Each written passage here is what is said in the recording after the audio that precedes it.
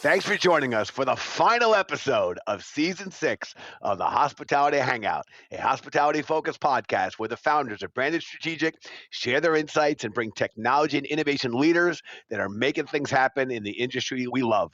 My name is Jimmy Frischling, otherwise known as the Finance Guy. I'd like to introduce my partner, my brother from another mother, Mr. Michael Schatzberg, also known as the Restaurant Guy. And thanks for that kind introduction, Jimmy. And to all those listening, feel free to call me Shatsy. Together, we are the personalities behind Branded Strategic Hospitality. We work at the intersection of hospitality, food service, technology, innovation, and capital. That is a lot of stuff there, Jimmy. It's a lot of stuff. Jimmy, I got to tell you, today we have one of the most incredible shows, and I can't tell you how excited I am to finish up Season 6 with this guest. But before I get to it, I just want to tell you that, do you know how many listeners we have right now? Subscribers, I should say. Outside of our families? Outside of you and me, we have over 15,000 subscribers now. Not listeners, subscribers. Listening is like, I don't know, a couple 100,000. 15,000 subscribers. And Jimmy, that's a big number. So I got to tell you, it's great to finish up Season 6 with a superstar guest and a big number of 15,000. So Jimmy, I could talk about the marketplace, but you know what, Jimmy? We don't usually get superstar guests like we have today. So with a guest like this, let's just get into it because I don't know how long we're going to have this guest for. All right. I say we play. So, ladies and gentlemen, children of all ages, we are very excited for today's episode. In Season 5, Episode 4, a little flashback, our guest and friend, Mr. Jeff Alexander of Wow asked me during his talking back question, if we could have any guest on our podcast, who would it be? I didn't have to think, okay? My answer was none other than the great Mr. Robert Earl. But here's the question I got. If you could have anybody on this podcast, anybody, live or dead, who would it be? Why would it be that person? And what would you ask him or her? That's a really good question. I'm going a living legend, and I say this with the absolute hope and I dare say confidence that we might get him on. I know where you're going with this. It's Mr. Earl. It's Robert Earl. It's Robert Earl from Earl Enterprises. I gotta tell you. Well, he must have been listening, or our producer just did a really good job sending him that clip, because our wish has been granted, and I could not be more honored to introduce our friend and guest today, Mr. Robert Earl. Robert has developed and opened hundreds of restaurants from Planet Hollywood to Buca di Beppo, Bertucci's, and Earl of Sandwich, named just a few. Just a few, Jimmy. Just a few. He's We'd opened be here hotels for an hour if we kept going. He's opened hotels. He's hosted his own TV program. He even owns a football club. Among his other accolades, he was named one of the top 25 most influential Americans by Time Magazine. This isn't by the Branded newsletter. This is by Time Magazine. And he's most recently— big magazine, Jimmy. I've read that. Big magazine. He's most recently developed VDC, Virtual Dining Concepts, which we're gonna talk about. So, Robert, it is a privilege, and we appreciate you. We'll let you take the lead. Please give us a little background about yourself, and of course, let's jump right into a little elevator pitch on Virtual Dining Concepts. Firstly, thank you, gentlemen. It's a great honor to finally be invited. I've been begging to be on your podcast for a long time. And let's hope we That's not the way we remember it, but okay. Let's hope we can grow your subscriber base. Yes. So I think a starting point is that you're talking to a restaurateur. You're talking to someone that has had a long career on a global basis in every type of food operation and most sectors of the hospitality industry. That's given me huge experience, good and bad, had some wonderful successes, have had some failures along the way, which all strengthen one's knowledge if you learn from them. I have a superb team. A lot of them I must have compromising photos of because they've been with me their entire career. And I'm very proud of that. Yeah. But we are currently encouraging getting a large group of fresh, energetic, younger team into the company as well.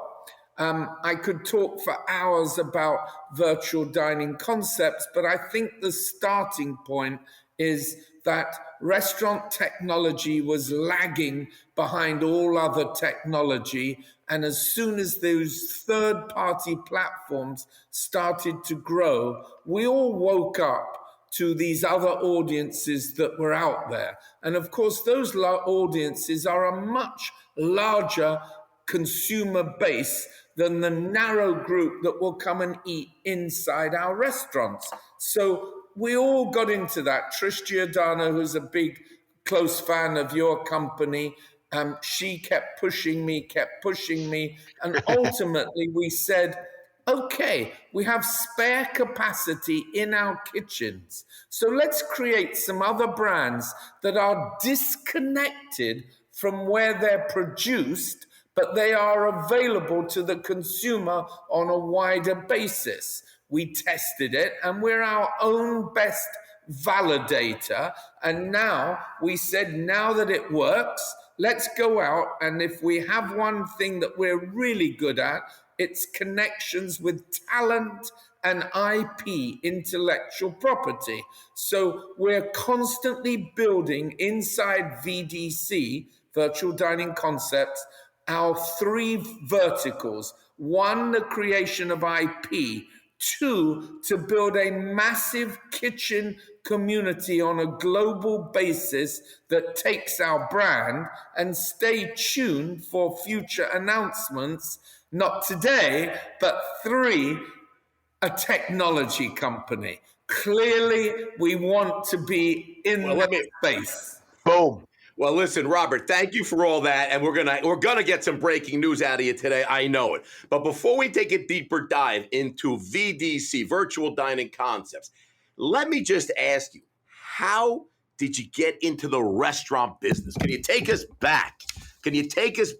How? Why restaurants? You have had an illustrious career. I mean, Planet Hollywood would be enough for most people. Just Planet Hollywood, but. Tell us a little bit about that, because I think that's really incredible. Sure. My father, who, bless him, is nearly 96, was a very famous singer in the United Kingdom.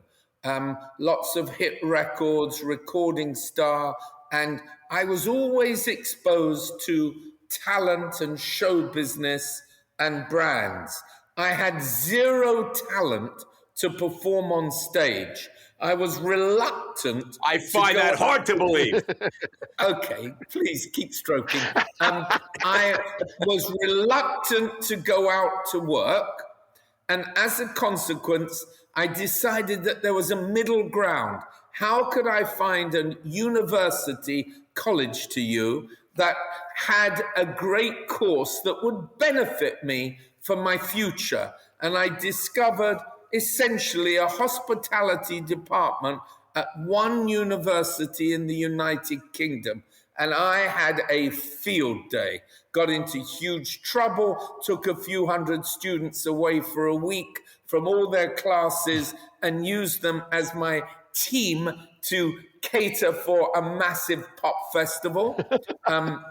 Spent a year in England's #1 hotel at the time, the Grosvenor House, working every department, witnessing every scam and dodge that are known to mankind. And then I worked at the Savoy Hotel as well. And every aspect of it has been brick building. And you don't really realize that until you get a lot later in life. So I'm at that stage now where I call upon all of my experiences that I've had. And then I got very lucky. I met with a hugely successful entrepreneur who, quite frankly, was more into currency trading than working in the family restaurant business. And it was at a time, a long time ago, when London was changing its face. And all these wonderful people called Americans were starting to come on holiday there. And we said, now, just a minute, what would they like? And suddenly all my experiences came together and we created thematic dinner shows. a Scottish evening, a Cockney evening, a medieval banquet. So here was I at the ripe old age of about 22, developing what became the most successful restaurant in London. It was called the Beefeater by the Tower. It still exists. It's in some medieval vaults where we kept all our convicts before we sent them away and they became Australians. And we had King Henry, and we had fighting knights, and we had just you name it. Every aspect of drinking from a mug and from unlimited wine and eating with a dagger. And so I've always had this combination of entertainment and food, and all the way up to working with the biggest TV chef in the world, Guy Fieri, which I'm so proud of. We have a partnership now called Chicken Guy that I'm sure we'll talk about later, because it's right in that sweet spot of fast casual. So I started for some of the wrong reasons, but I realized that hospitality was for me. And then I've had the beauty of working all around the world with every type of level of restaurant food operation. And that makes me who I am now. I think that is awesome, exciting. When's the book coming out? When's the book? When's the movie? When's the movie coming out? Let's go right to a movie. Why do we need a book? Let's go right to the movie. Well, the problem is I know that there's 10 people that will hire the hitman to stop the really good stories. Remember, I've been around the world with all the most famous names and spent days and weeks in some weird and wonderful destinations. All right, we'll keep those stories for me, you, and Jimmy in Vegas alone at the bar. I agree. Done. And by the way, I thought there was a chance, Shatsy, we were about to be offered a job by Robert. He wanted high energy people. He wanted enthusiastic people, but then he specifically said young people, and you and I, Shat, are out. They're not looking for us. Okay, listen, I want to get right into the meat and potatoes, as they say, and that is virtual kitchens. And we've hinted, we're talking about it. You founded Virtual Dining Concepts, VDC, in September 2019, and you gave a nice shout out to one of your key persons and a good friend of ours, Trish Giordano. But you founded this in September 19. No realization, no foresight that 6 months later, in-store dining as we know it would be imploded by the pandemic, and our industry would be forever changed. So how did this alter the course of your business model? Here you are launching VDC, and then a pandemic comes crashing on our shores, and actually on a global basis. How did this alter the course of your business model? I think that a lot of restaurants survived because of delivery. I think that it's an obvious statement all around the world, and you guys understand it better than most. We were closed down. We were closed down indoor, then we were allowed to open outdoor, then we were allowed to open indoor, then we expanded our outdoor. And the most important fact from all of that is if you look at the growth around the whole country, you will find that they've expanded their seating from the same kitchen. So where people would have told you in the past, we don't have spare capacity, we're completely full, I can name you 50 restaurants that I eat at that have permanently, if the authorities allow them, permanently doubled their seating, and they haven't done a thing to their kitchen. This was indicative of the assertion that we've always made, that you all have spare capacity, not necessarily every time of day, and every single business is different. If it's a 24-hour restaurant, we know they have some very tough hours. If it's a breakfast, lunch, dinner, we know that dinner, you have to stay open, but you're suffering. Each different type of restaurant has different spare capacity. And we leaned in on that. And where the whole thing starts was, irrespective of COVID, this was going to happen. The only reported growth area of any magnitude back in 19 was delivery.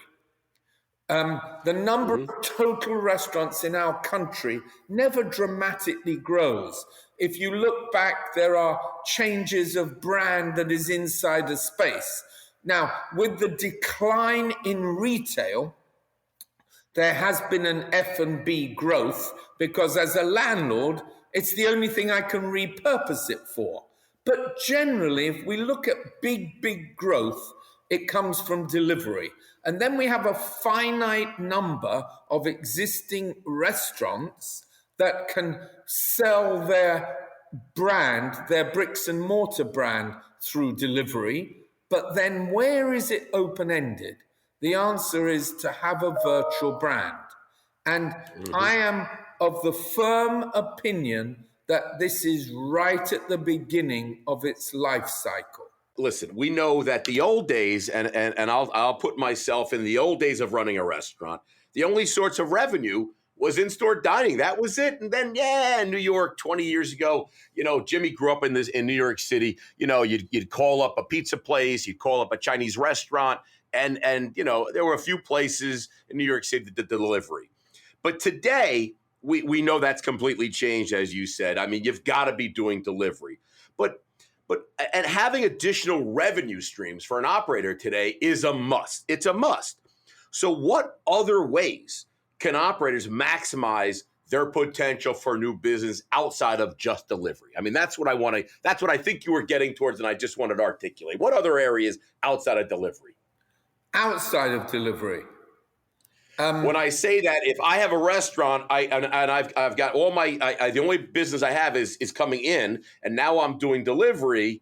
And so, what other areas are there? That's where the virtual brands come in. Well, the lowest hanging fruit is when we talk to a restaurant and we identify their equipment, their labor, which corners of the kitchen are quieter than others, what SKUs do they have, what produce do they have that has a limited shelf life, and with all of that knowledge as restaurateurs, we come back to those restaurants and say, boy, do we have a brand for you. And so the virtual scene, I would predict that in very few years, let's say 3 from now, there will not be a restaurant that doesn't have a virtual brand. And there won't be a consumer that doesn't, with knowledge, say to the server, hey, what virtual brands are coming out of your kitchen? And there won't be a restaurant that will be trying to hide it. And there won't be a restaurant that's not trying to even have these brands that they've previously hidden on as a pickup for obvious reasons, because one of the inhibiting factors that everyone has to live with is the third-party platform costs. They have a place, they're a very important group. I love them, we work with them, but the restaurant, as you know, absorbs the majority of their fee. And when you add that to the tight market we're in, with the higher labor costs, with the higher food costs, which from my 100 years of experience won't go away after the crisis has gone away, there'll be the new base. It's very costly, and you start to lose consumers because the consumer is weighing up, what can I buy from a supermarket? How much do I have to pay for the experience at home? When we launched our business about 4 years ago, we leaned heavily, to your point, on the off-premise omni-channel, really. And for us, it started with delivery and improving our offerings. Today, to your point, we think pickup, takeaway, we think creating a better experience for the guest that comes to our venues, doesn't dine in, but then does the takeaway thing.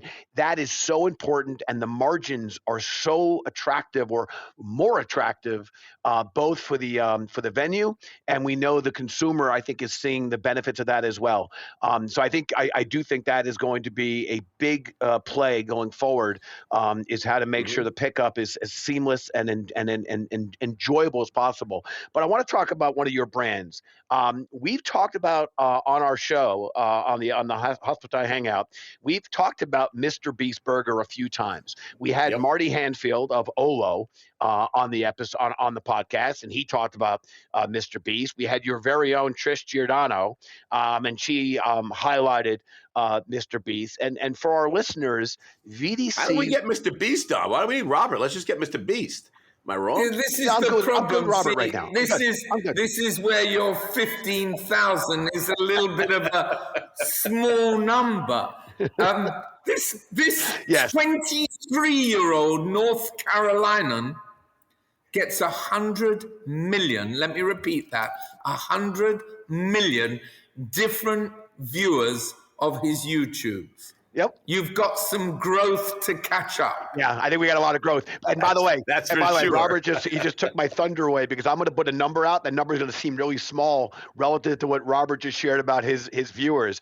But VDC launched in a single weekend 300 Mr. Beast Burger locations. I mean, imagine 300 locations opening in a single weekend. I can't open a store, one restaurant. And that happened on December 19th.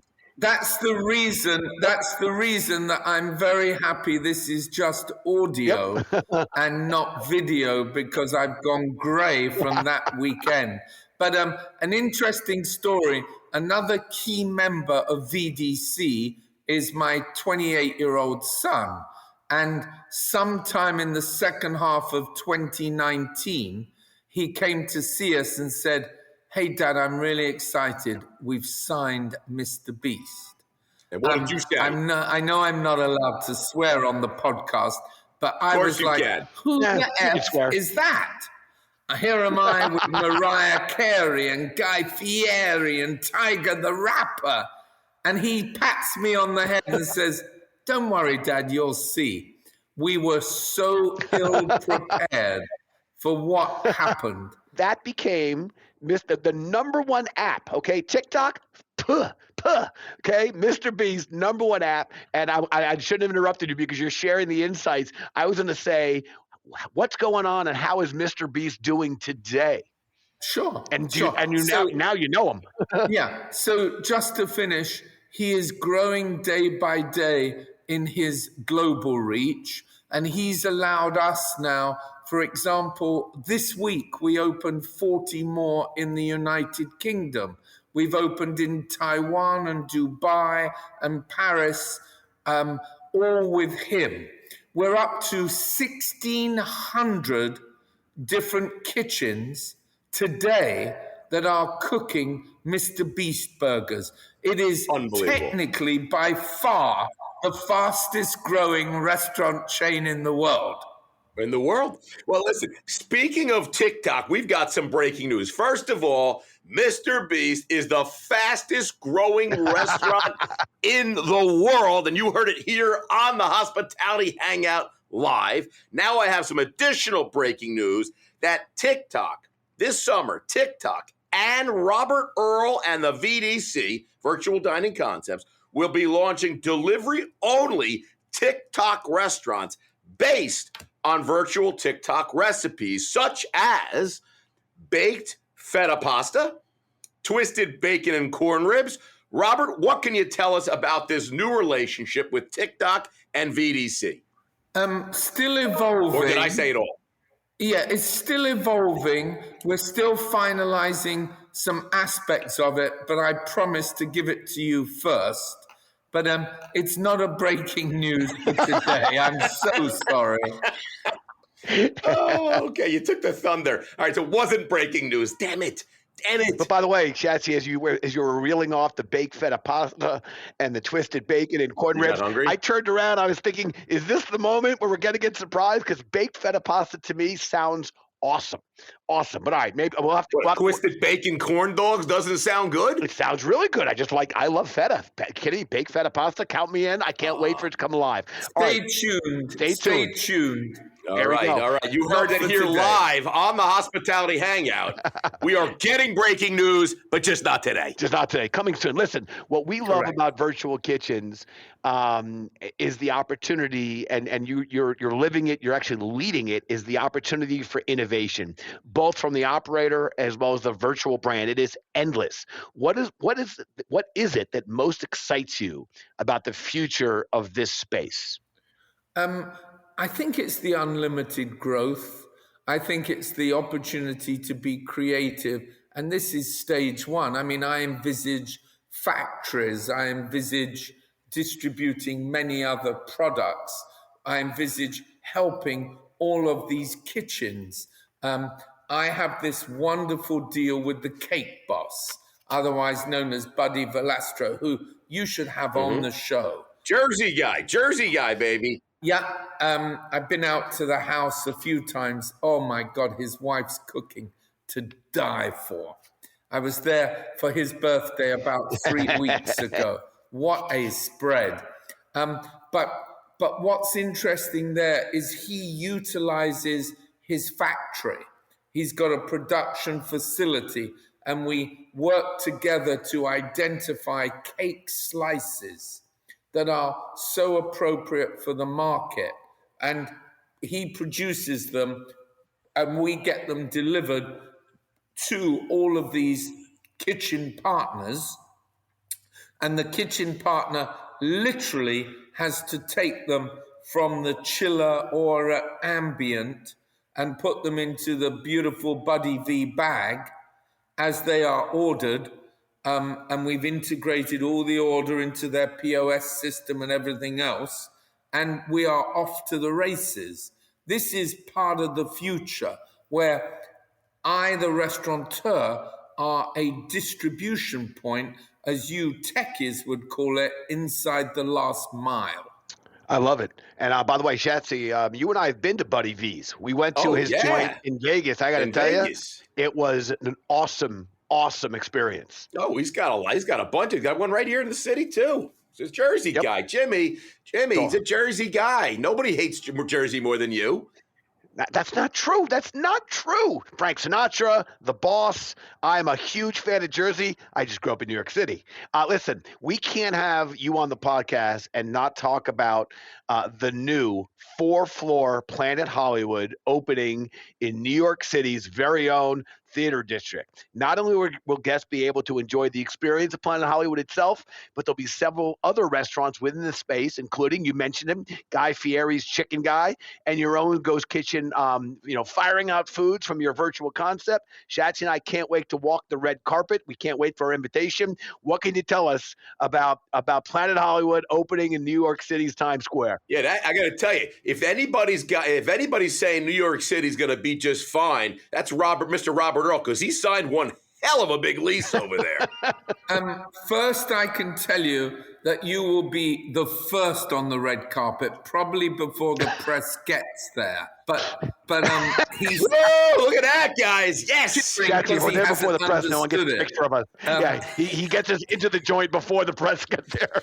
That's because we're not going to the opening, I guess. Correct. Yeah, you'll be at the opening. I commit. So I think it is indicative of our belief that post-COVID, nowhere comes back more than New York comes back. If New York doesn't come back, the world doesn't come back. It's going to be a different place because, as we now know, several departments in any organization can work from home. It's an important point for all your listeners. But the office is still necessary, but maybe for less departments. I've got to be able to see my sales and marketing people, but I don't necessarily have to see my IT or finance people. So offices are going to change. They will be smaller, but there'll be more of them. As the population goes towards this 8 billion in the world now, there's just going to be more and more growth from this dynamic country that is so creative. And New York will always be the nerve center. We found a space that is on 42nd Street, but it also is on the thoroughfare if you're going as a visitor between Fifth Avenue and Times Square. So everyone passes our door. By having multi-operations in the same complex, you are really hedging your bets. So we're operating 3 different businesses, as you described. A traditional Planet Hollywood, which will be on 2 floors, a few hundred seats, with some twists. It'll be a bit more of an art gallery with some unique installations, as well as some of our $50 million collection. You heard that number, guys, if you're bidding. And then on top of that, our expansion of Chicken Guy is just awesome. Guy Fieri is the best. He created a really unique concept in a very, very popular sector. Chicken is the protein of choice for America now because it's perceived to be slightly healthier than beef. Guy's cooking process and his secret marinades and his secret spices and seasonings separate him. And to have a chef-inspired fast casual is a little bit of a different position. And then the third concept is a VDC operation that will be a pickup to go operation, just like you defined, what we would call curbside. And then additionally, from the back of the building, it will be there for all the car fleets to pick up from all of our great third-party partners, as well as our own consumer direct. And it will be a test kitchen. It will be one that we're constantly changing brands. And at any one time, we have some fantastic brands coming. We haven't yet formally announced Steve Harvey. Steve Harvey has worked with us on an awesome brand. I asked him about his own eating habits. Is that breaking news? Is that breaking news? Yes. Steve Harvey, VDC, breaking news? Hello, Yes, everybody. yes, and yes. I asked Steve about his personal food tastes, and he basically said, I like to eat healthy, but then some days I like to be more indulgent. So we came up with a concept with him where you can have the proteins in a clean manner in a bowl, or you can have them in my normal way of eating, more decadent, with the sauces, with the bun, with the carbs that go with it. And we have the most wonderful name because, as you know, he is constantly on the air with a great TV show that you both grew up with called Family Feud. And so this... that's Jimmy's loves Family Feud. Family Feud. So this brand is called Steve Harvey's Family Food. By the way, Schatz, that's legitimately breaking news. That's a gift that was just given to us, man. Hold on. Holy moly. I got CNBC on the other line. They want to know I got people going calling. on. My phone is blowing up right now. Up. Steve Harvey's Family Food. Wait for it. Mic drop. Hello. That is awesome. I love it. By the way, we actually already referenced Family Feud earlier. We've been visiting him in Atlanta, going on the studio set with him, and he's been having tastings, and we're rather excited by our extensions into beverage. Wow. By the way, Shatsy, Steve Harvey makes us look lazy. I think we work hard. That's one of the hardest working men in show business, I got to tell you. Yeah, him and Ryan Seacrest, man, they're always on something. Always on. They work, man. Those guys are working. Yeah. All right, that was awesome. Listen, so Rob, guys. Yes, sir. Guys, get this. The beverage is called the Harvey Palmer. Oh, Harvey Palmer. Another one. I love it. Harvey Palmer. So we've got Go ahead, Chad. family food. Family food. And Harvey the Palmer. Harvey Palmer. Are you kidding me? I love it. Oh Well, my! I got to tell you, I can't wait for that, but I can't wait for this. This is unbelievable. This is breaking news. This is legitimately breaking news. I got to tell you, this is good fun. Listen, Robert, while we started this podcast, because we love bringing guests on and we love asking the questions, we learned along the way that sometimes our guests and friends have questions for us. So we created Talking Back. We offer our guests the opportunity to take the mic. As I like to say, nothing is off the table. So, Robert, the microphone is yours, sir. I've got to know you over the last year or so. I think that you're doing a great job. I think you're building a super company. I think you're very approachable. You stay attuned, and believe it or not, I'm an avid reader of your weekend updates.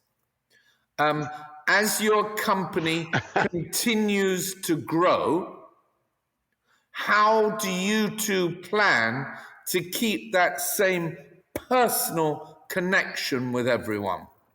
That is a great question. That's a great question. Shatsy, would you like to take a shot? You want me to jump in? I'm going to, the short answer for me is, I got to be honest with you, like for me, the hospitality as the restaurant guy, it's in my blood. So keeping it personal and talking to people and breaking bread and having drinks and meeting people, that is innate to me. I love doing it. I enjoy what we're building here. And one thing I love about it is that I get to go to all the trade shows, get to go out for dinner, get to meet everybody, get to see everybody in our restaurants. I continue to really enjoy that part of the business of the interacting with our partners on the tech side, the innovation side, on the investment side, everyone, and bringing everybody together and really, and I don't see that changing. And if that ever changes, I wouldn't be happy. So I am not stopping what I continue to love to do, which is interacting and being with folks. I agree with you, Shatsy, and actually I'll only add, for me, I've had two kind of careers. I've had every job in front of the kitchen as a much younger person, and then I moved into the world of financial and capital markets and investment management. And I feel these last 4 years have been the merging of these two interests. Hospitality, as Shatsy said, is kind of part of our DNA. And now I get to bring them, hopefully a good stewardship of capital for the folks that are supporting us. To your question about how do we maintain that as we grow, I think one of the things we've been leaning in on is how do we do more with the very companies and the very people that we've been fortunate enough to meet. So while we cast a wide net when we launched the business, I do find that for example, there are companies we've made a myriad of follow-on investments. There are companies we met that we're now working much closer with. It's not just the companies that we've invested with, but some of our friends in the market we're doing more and more with. So while the net was cast very wide, I'm now finding that we're doing far more with actually a smaller, more intimate group. And I think we'll always be looking to bring new folks into the community, but I also love that we're doing more with the folks that have really come together. And these, you gave a nice shout out to the weekend update, and I appreciate it. I end every one of those updates with "It takes a village," and we really believe that if you're going to have the confidence or the nerve to think you could take a young company and help it succeed and grow, you're going to need a lot of friends. You're going to need a really good community to help get that done. So I aspire to maintain the energy and the passion, and we can check back as we continue to evolve and see if we've done just that. But thank you for the very kind words on what we've done thus far, and we'll have you back on the show, and you could tell us if we've maintained that enthusiasm and authenticity, being authentic as we approach this industry. Robert and Jimmy, I have a question for you. We're going to ask you which came first, because we're talking a lot about hospitality, we're talking about technology, we're talking about slow to embrace technology. So I'm going to ask you which came first, the clothing iron or the waffle iron? Ooh. Clothing iron or the waffle iron? The clothing iron. Jimbo, would you care to take I a guess? just don't have the nerve or confidence to disagree with Mr. Earl, so I'm going the clothing iron came first. I got to tell you, everybody would have thought the clothing iron, right? But no, the waffle iron was created in 1869 by Mr. Cornelius Swathout of Troy, New York.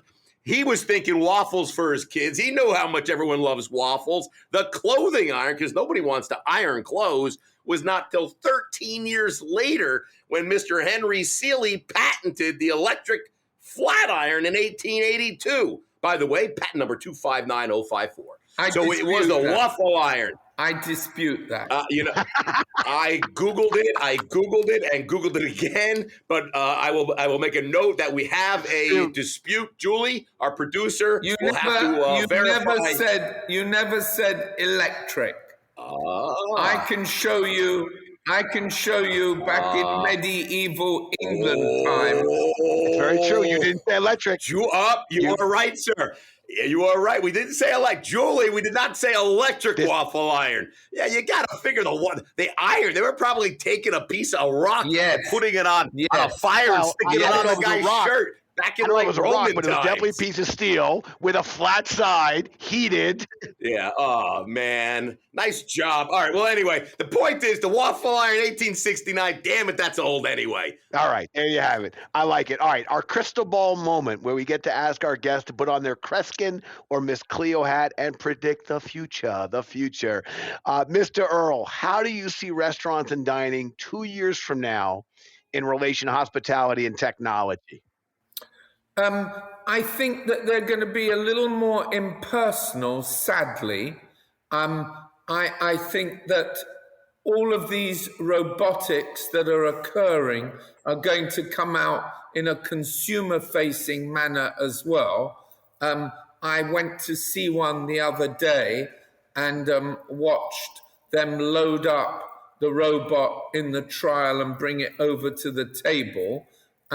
So I think that whilst we're going to have perhaps more efficient, speedier operation, that we're going to lose a lot of the personal interaction because people don't want to work in our tough industry, because the restaurateurs are being asked to pay money that they can't afford whilst keeping the prices at a competitive level. I think that technology is going to be there to make it more efficient, but I think quite a bit more impersonal, and it's something that we need to be aware of. I think that there's going to be a continuation of more different foods aggregated in a way for us to experience them, instead of us being segmented and just going to a steakhouse or just doing that. Or in the delivery case, we are planning that all of our brands will be on an aggregator app. And for example, I'm doing a project in the Valley in LA, which I'm rather excited about. Oh my God, more breaking news for you. And there will be 20 to 24 different food operations that you can go and pick from in a food hall. But the people that live in the neighboring area, it is our intention that rather like Instacart, you can choose from all 24 and you will do it as one aggregated order. Right. Makes perfect sense. So the family doesn't have to fight over what they're going to eat tonight. Everybody could get what makes them happy from that one app and aggregate Exactly. everything. Yep. Makes perfect sense. I like it. Chat. I think this episode was so good. We could just stop right now. I mean, there's nothing left to talk about, right? No, I mean, we're done. Are we done? Listen, we got a lot of breaking news, but let me tell you, the greatest part of the whole podcast is the branded quickfire. Robert, I'm going to ask you 5 lightning round questions. Just whatever comes to your mind. First thing, I hope I don't get you in trouble. Are you ready? Yes. Favorite celebrity to have dinner with? You can't say Jimmy. You can't say Jimmy. Jason Statham, Arnold Schwarzenegger, Sylvester Stallone. You see how politically correct he was there, Jimmy? Good muscle, that, by the way. That's a strong table. Correct. Literally. That's a strong Generally table. a strong table. Where are you getting dinner from tonight, Mr. Earl?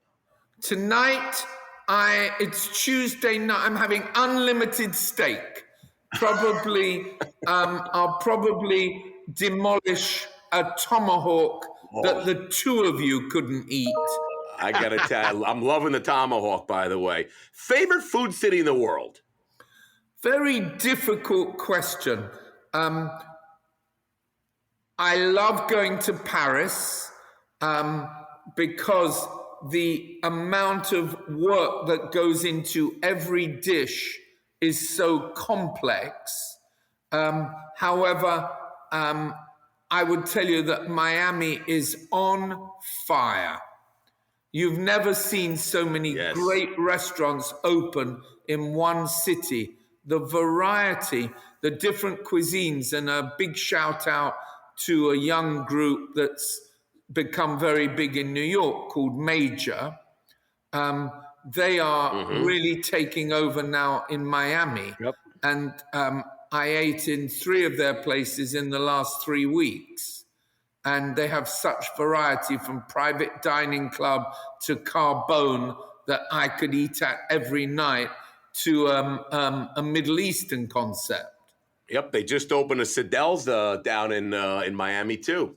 One of their breakfast places. Yeah, Major does a great job. Favorite place to travel?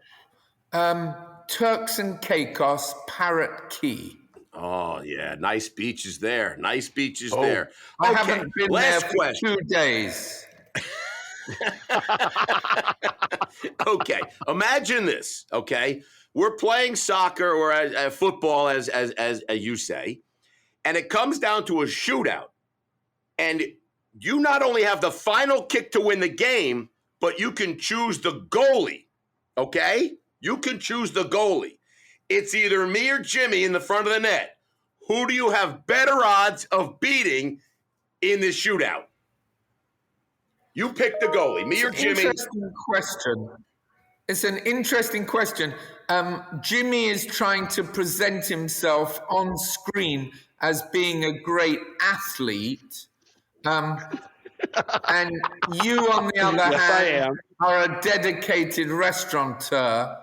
Check this out. Boy, it's difficult. Jimmy is more out of condition than you. Jimmy, pull up your shirt. Pull up your shirt. Okay, based on all of those facts, I'm comfortable that I can put it past either of you. Very diplomatic. Very, very diplomatic and respected. I'm going to make sure my producer knows that I actually played goalkeeper in college, although I spent a lot more time taking the taking thorns or the splinters out of my butt from the lack of on-field time. But I practiced a lot. What that was, Jimbo. Yeah, well, I swallowed a lot of aggression back then. Too many pizzas. Along with a lot of pizzas. Yeah, exactly. And I wanted to thank you two for being on my show. That's what I was going to say. Mr. Earl, thank you for having us on your podcast. Thank you for having us. Thank you for having us. Absolutely. We appreciate being on your show. Yeah. Listen, we do want to thank you so much for really all the great insights you've shared. And not just you, we appreciate your team, their patience with us as we've been peppering you to get you on the show. And we couldn't be happier to have you bring our season 6 to a fantastic finale. If you want to get in touch with Robert directly, there's zero chance I'm giving you his digits. So you can email us at podcast. But I do have his cell phone, Jimmy, if you want me to give it out. No, I think we'll have them email the podcast team, and we'd be happy to make the necessary introductions. And for all you operators out there and folks, we could not speak more highly of the team at VDC and what they're doing for the industry. To our listeners, as we bring this season to a close, we know there are literally hundreds of thousands of podcasts out there. And we appreciate and value that you continue to make this something you're tuning into and subscribing to. And we thank thank you for that. Hey, Jimmy, I would just also like to add, if you want to check out everything that Robert and the team is doing, go to earlenterprises.com and also virtualdiningconcepts.com, and you will see a wealth of information about everything going on and great pictures of Mr. Earl as well. And I just wanted to add one other thing, and thank you, Robert, for being on the show. And I got to tell you, the offer that you have given all of our listeners to be invited to the opening of Planet Hollywood was really incredibly generous. And I thank you. And I want to announce to all our listeners that if you email us right now, Mr. Earl is inviting the first 100 callers to the opening to walk down the red carpet with Mr. Earl at the opening of Planet Hollywood in New York City whenever that happens. So thank you again for that. Schatz, I think you misread, but the answer is yes. That's all if true. they could be there at 5 p.m. Yes. And by the way, that's Sunday, 5 p.m. And to be clear, you're supposed to meet over in Bryant Park. Just wait on the lawn in Bryant Park, and somebody Mr. from Earl will be coming to get you. Somebody from Planet Hollywood will come get you. Don't worry. Just wait patiently, and we'll make it happen. But as we wrap up, and I cannot believe we're finishing season 6. However, unlike any of your favorite TV shows, which take a lengthy hiatus between seasons, that is not how we roll. We'll be back next week as we launch season 7, and we've already got a great lineup of guests, and it's going to be something. It's going to be tough to beat this one, Jimmy. I'm sorry. Beat this one. And Sterling Douglas, eat your heart out, man. You got to work really hard now to reach Robert's game. But listen, this is Jimmy Frischling, your finance guy, with great appreciation to Robert and the entire team at Earl Enterprises and VDC. We appreciate you. And to the listeners, again, thank you for continuing to support us. And I'll pass it back to my boy Shatsy. So I'm signing off. Thank you, Jimmy. Thank you, Mr. Robert Earl. And thank you, everybody, for listening to Hospitality Hangout. This is the restaurant guy, a.k.a. Shatsy, signing off. Thank you. Thanks, everybody. Cheers.